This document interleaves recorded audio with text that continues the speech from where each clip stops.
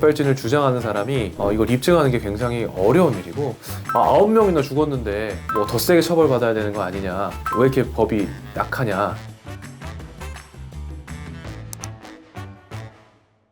안녕하세요. 상쾌한 배변 배진성 변호사입니다. 저도 그 소식을 듣고 굉장히 놀랐었는데요. 시청역에서 이제 교통사고가 발생해서 시민 9명이 사망하는 사건이 발생했는데요.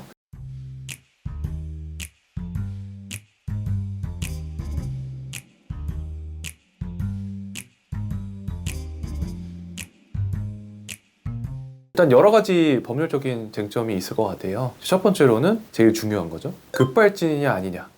법리적으로 밝혀지기 굉장히 어려운 문제예요. 급발진을 주장하는 사람이 이걸 입증하는 게 굉장히 어려운 일이고, 현실적으로 현재까지 급발진이 명시적으로 인정된 경우는 거의 없습니다. 이제 급발진을 주장하시는 경우에도 이것을 입증하기가 굉장히 어려운데, 다수의 전문가들이나 변호사들도 같이 리뷰를 했는데 대부분 이제 급발진이라고 보기 어렵다는 의견이 좀 더 많은 것 같아요. 이제 급발진에서 나오는 전형적인 증상들이 여러 개가 있는데 그 증상들이 좀 상대적으로 없는 편이거든요. 급발진이 인정이 안 되면 이제 이분은 이제 책임을 지게 되는 겁니다. 그래서 사실은 9명의 시민이 사망을 했는데 손해배상 금액이 굉장히 클 거예요. 왜냐면은 이분들이 이제 만 65세 이럴 때까지 벌 수 있었던 금액을 거의 대부분 배상을 해야 되거든요. 물론 이제 보험사에서 어느 정도 커버가 되겠지만, 그래서 그럼 이분은 이제 민사적인 그런 책임 외에 형사적으로 어떤 책임을 지냐. 이제 교통사고로 인해서 사람이 사망한 경우, 사실은 대법원 양형 기준표나 이런 걸 보면은 일반적으로는 8개월에서 2년, 조금 가중하면 1년에서 3년이고 최대 형량이 5년이에요. 그래서 9명이 사망했으니까 5년이 나올 수도 있다라는 의견도 있는데, 제가 생각했을 때는 대부분의 피해가 회복이 된다라고 가정을 했을 때는 5년까지는 좀 나오기 어렵지 않을까.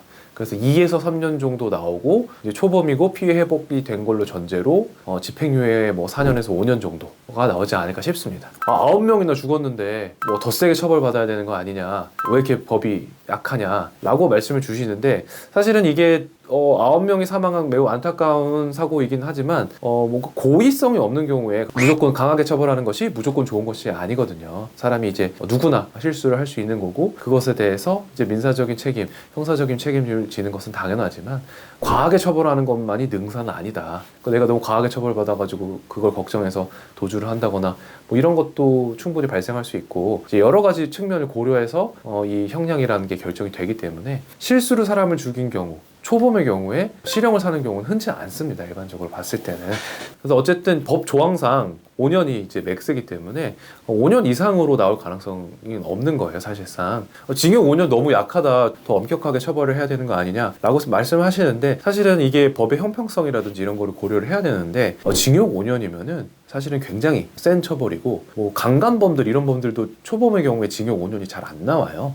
잘못은 했지만 고의적으로 사망을 하게 한 살인이나 이런 건 아니기 때문에 징역 5년 정도면 저는 적절한 처벌이라고 생각합니다.